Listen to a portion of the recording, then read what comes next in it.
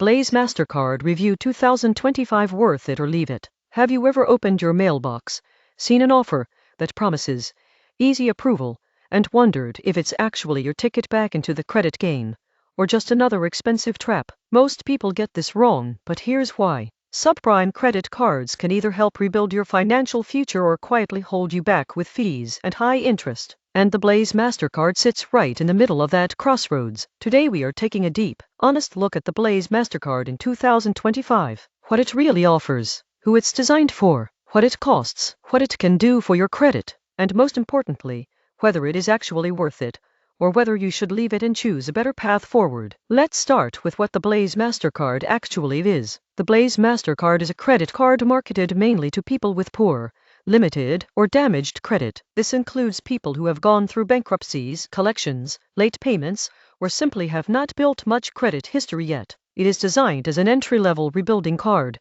not as a rewards powerhouse and not as a travel card. Its main promise is simple. Approval is easier, and responsible use can help rebuild your credit profile over time. But here is the surprising truth about cards like Blaze. The real value is not in what they give you, it is in what they allow you to prove. Every on-time payment, every month your balance stays low, and every positive report to the credit bureaus slowly rewrites your credit story. Now let's talk about how Blaze actually works. When you are approved for the Blaze MasterCard, you are given a credit limit that is usually modest. This limit can range from a few $100s to a bit more depending on your credit profile. This is intentional. The card is not designed for large purchases. It is designed to be used lightly and responsibly, like paying for a phone bill, groceries, or gas, and then paid off each month. The Blaze MasterCard reports to all three major credit bureaus. This is extremely important. It means your on-time payments can help rebuild your credit score across the board, not just with one agency. Over time,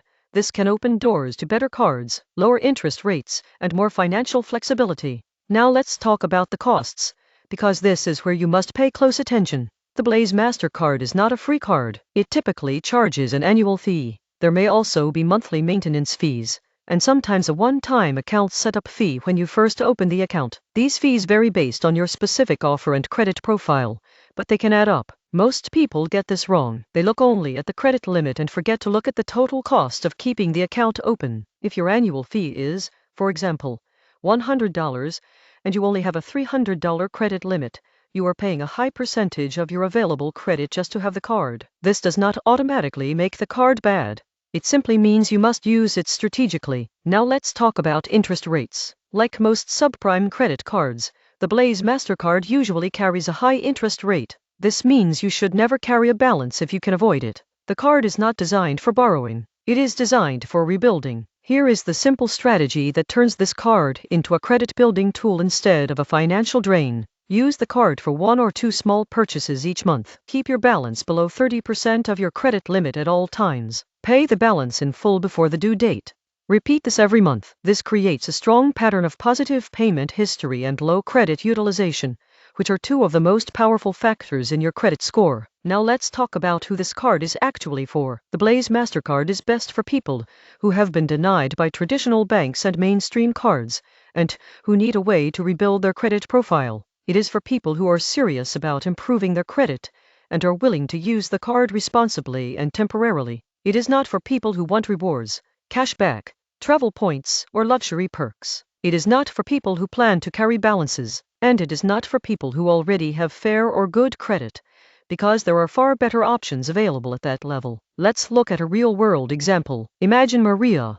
Maria had a medical emergency 2 years ago and fell behind on several bills. Her credit score dropped significantly. She applied for multiple credit cards and was denied. She finally gets approved for the Blaze MasterCard with a $300 credit limit and a modest annual fee. Maria uses the card only for her monthly phone bill of $70. She pays it off in full every month. After 6 months, her credit report now shows consistent on-time payments and low utilization. Her score begins to rise. After a year, she qualifies for a no annual fee credit card from a major bank. At that point, she can choose to close the Blaze card or keep it open with minimal use. In this case, the Blaze MasterCard served its purpose. It was a stepping stone. Now imagine Jake. Jake uses his Blaze card to buy random items, often carries a balance, pays late occasionally, and racks up interest charges. His fees and interest eat into his finances. his credit barely improves. In this case, the card becomes a burden instead of a tool. The difference between Maria and Jake is not the card, it is how the card is used. Now let's talk about customer experience and account management. Blaze offers online account access, payment options, and basic customer service. It is a straightforward, no-frills card. You can see your balance, make payments, and track your statements. It is not a high-tech, premium platform, but it provides the essentials. Another important point is that Blaze does not typically offer rewards, cashback, or sign-up bonuses. Again, this is not a rewards card. Its reward is the chance to rebuild your credit. Now let's talk about 2025 specifically. In recent years, lending standards have remained tight, and many people who experienced financial hardship have struggled to re-enter the credit market. Subprime cards like Blaze continue to play a role for people who need a starting point. However, fees across the industry have increased, making it more important than ever to compare options carefully. You should always check whether you qualify for secured cards from major banks first. Secured cards often have lower fees and better long-term value. But if you cannot qualify for those, Blaze may be one of the available options. Here is the surprising truth. The best use of the Blaze MasterCard is as a temporary tool, not a permanent card. The goal should be to graduate to better cards as soon as your credit improves. So is the Blaze MasterCard worth it in 2025, or should you leave it? If you have very poor or limited credit, have been denied elsewhere, and are committed to using the card responsibly, Blaze can be worth it as a stepping stone. It can help rebuild your credit, open new opportunities, and move you toward better financial products. If you already have fair or good credit, or if you plan to carry balances, or if you want rewards, then this card is not worth it and you should leave it. The Blaze MasterCard is not glamorous, it is not exciting, but for some people, it can be the quiet beginning of a financial comeback. Your credit score is not a judgment of your worth. It is a tool that reflects your financial history, and no matter where you are starting, there is always a way forward. If this review helped you understand your options, take a moment to think about your own situation. What do you need most right now?